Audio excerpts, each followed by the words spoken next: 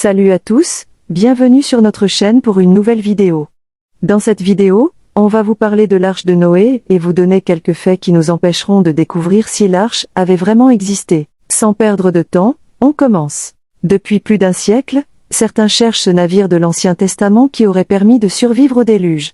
Selon les archéologues, c'est une quête futile.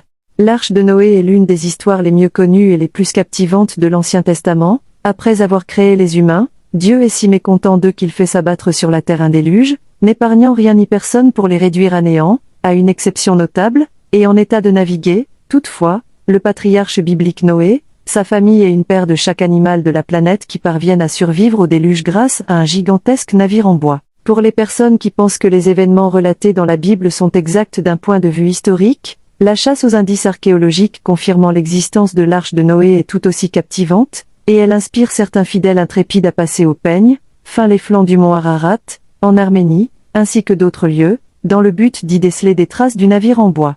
En 1876, par exemple, l'avocat et politicien britannique James Bryce gravit le mont Ararat, où l'arche se serait échouée selon les témoignages bibliques, et prétend qu'un morceau de bois qu'il y a découvert et qui remplit tous les critères de l'affaire aurait fait partie du navire. Des découvertes plus récentes ont lieu régulièrement.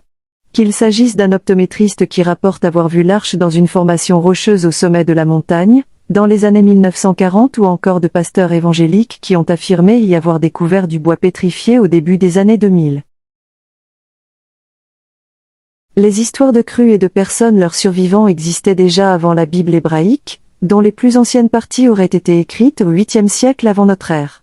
On trouve des légendes ayant trait à un déluge anéantissant une civilisation sur ordre d'une déité surnaturelle dans de nombreux textes mésopotamiens, qu'il s'agisse de l'épopée de Gilgamesh, composée vers le début du 2e millénaire avant notre ère, ou de tablettes babyloniennes cunéiformes datant de 1750 avant notre ère environ, décrivant la construction de l'arche et déchiffrées récemment.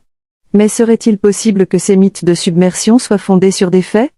Il ne semble pas y avoir de preuves géologiques d'une inondation survenue dans la région de la mer Noire il y a 7500 ans, indique Eric Klein, explorateur national géographique et archéologue de l'université George Washington.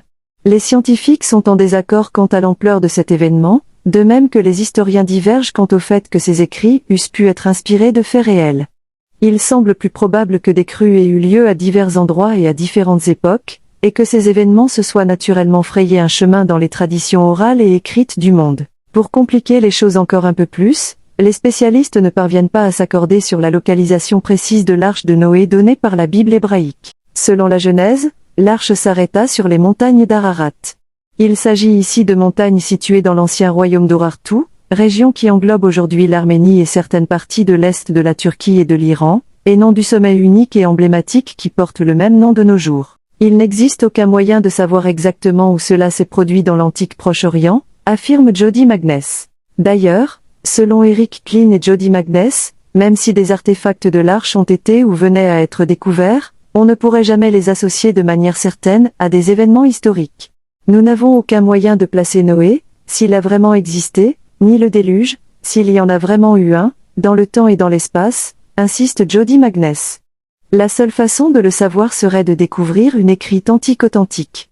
Mais même si c'était le cas, fait-elle remarquer, une telle gravure pourrait très bien faire référence à un autre Noé ou à une autre inondation.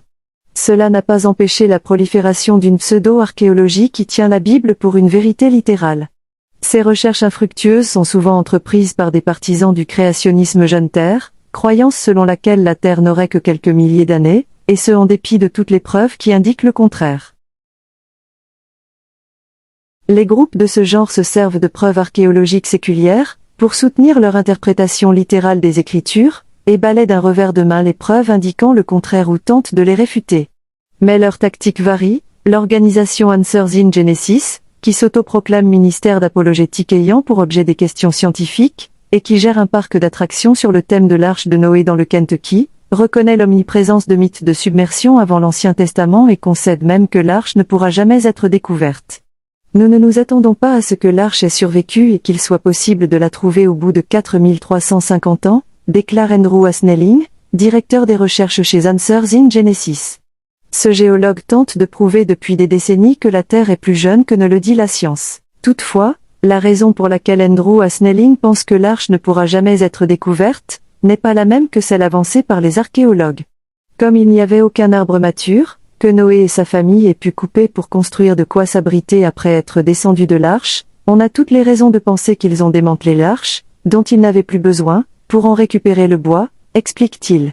Si le ministère religieux n'exclut pas la possibilité de découvrir l'arche un jour, Andrew Snelling regrette ce qu'il appelle des revendications douteuses de la part de chercheurs d'arches qui sapent l'impact potentiel d'une découverte véritable. Pour Jody Magness, qui dirige actuellement des fouilles dans une synagogue datant de l'Empire romain tardif en Galilée, cette recherche de l'arche de Noé embrouille non seulement le public, mais fait aussi baisser l'enthousiasme qui entoure les véritables découvertes archéologiques, même celles qui viennent parfois confirmer certaines parties de la Bible comme la découverte de la lignée de la maison de David.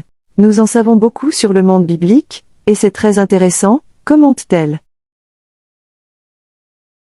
Selon Eric Klein, le problème réside en partie dans les attentes irréalistes du public vis-à-vis de l'archéologie, et dans le fait que les médias de masse mettent surtout en avant le frisson de la quête, et moins la lente accrétion de connaissances archéologiques. Nous ne sommes pas comme Indiana Jones, rappelle-t-il, il s'agit d'une procédure scientifique. C'est rigoureux, mais ce qui nous enthousiasme le plus n'enthousiasme pas nécessairement les autres personnes.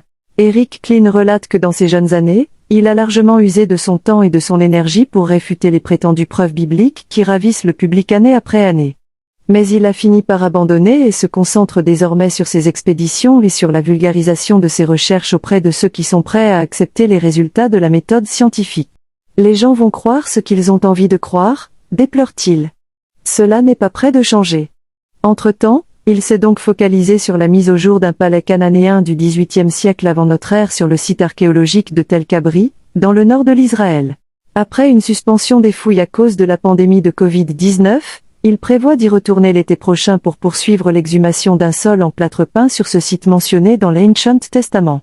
Pour nous, le sol est incroyablement important, car il montre des relations et des contacts internationaux datant d'il y a 4000 ans, explique-t-il. Ce n'est pas l'arche de Noé, mais c'est un sol peint, se console l'archéologue, et ça me va très bien. C'est la fin de cette vidéo, dites-nous en commentaire qu'est-ce que vous pensez de l'histoire de Noé et de l'arche. Et qu'est-ce que vous pensez des archéologues ou des chercheurs qui continuent à chercher la trace de l'arche? Si vous avez aimé la vidéo, laissez un j'aime et abonnez-vous à la chaîne pour ne pas rater nos prochaines vidéos. Au revoir et à bientôt.